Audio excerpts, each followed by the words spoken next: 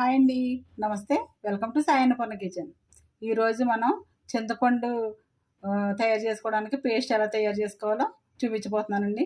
ముందుగా చింతపండు నానబెట్టి అందులో కొంచెం వాటర్ పోసుకొని ఇలా ఉడికించుకోవాలండి. స్టవ్ మీద పెట్టుకొని ఇలా చింతపండు అంతా ఉడికిన తర్వాత చల్లార్చుకొని ఇందులో కొంచెం సాల్ట్ వేసుకోవాలండి. కొంచెం పసుపు కూడా వేసుకోవాలి.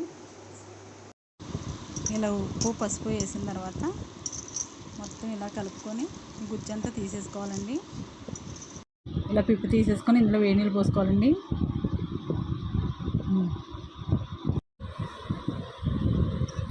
ఈ నీళ్ళు కూడా ఇందులో పోసేసుకోవాలండి.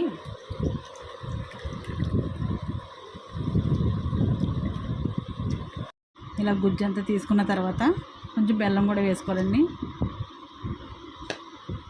ఇలా వేసుకున్న తర్వాత బాగా కలుపుకొని స్టవ్ మీద పెట్టుకొని దగ్గర పడేంత వరకు ఉడికించుకోవాలి. ఇలా ఉడికించుకున్న ఒక 6 months వరకు ఉంటుందండి. పులిహోర చేసుకోవడానికి అది బాగుంటుంది. పచ్చిమిరపకాయలు కూడా వేసుకొని బాగా ఉడికించుకోవాలి. ఓకే అండి, ఇలా దగ్గర పడిన తర్వాత స్టవ్ ఆఫ్ చేసుకొని చల్లార్చుకోవాలి.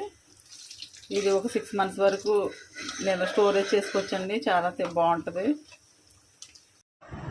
పులిహోర కోసం రైస్ని ఒక ప్లేట్లో వేసుకోవాలండి. ఈ రైస్లో కొంచెం పసుపు వేసుకొని కలుపుకోవాలండి.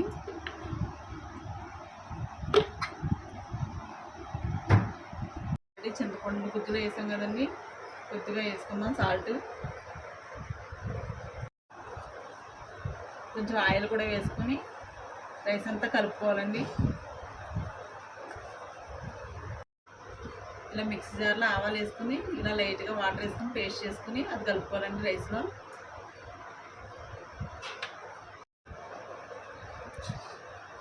పిండి కూడా బాగా కలిసిన తర్వాత ఆల్రెడీ మనం ఉడికించుకున్నాం కదండి పేస్ట్ని, చింతపండు పేస్ట్ ఇందులో కలపాలి.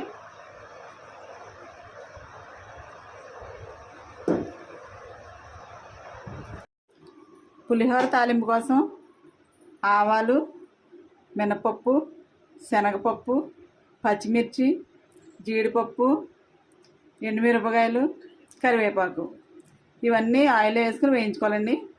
స్టవ్ మీద ఆయిల్ పెట్టుకుని వేడైన తర్వాత ఈ తాలింపులన్నీ వేయించుకుందాం. శనగపప్పు, మినపప్పు ఇవన్నీ వేసుకుని ముందుగా వేయించుకోవాలి.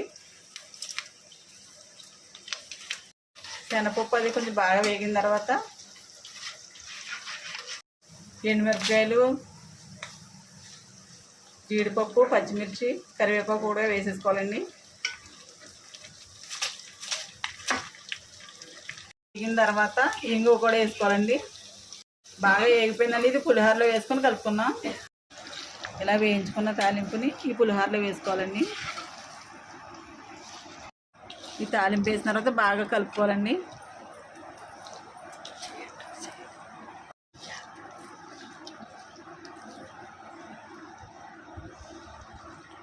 ఓకే అండి, అమ్మవారికి ప్రసాదం పులిహోర రెడీ అయిపోయింది. మా వీడియో కనుక నచ్చినట్లయితే లైక్ చేయండి, షేర్ చేయండి, కామెంట్ చేయండి. మా ఛానల్ని సబ్స్క్రైబ్ చేయండి. Thank you.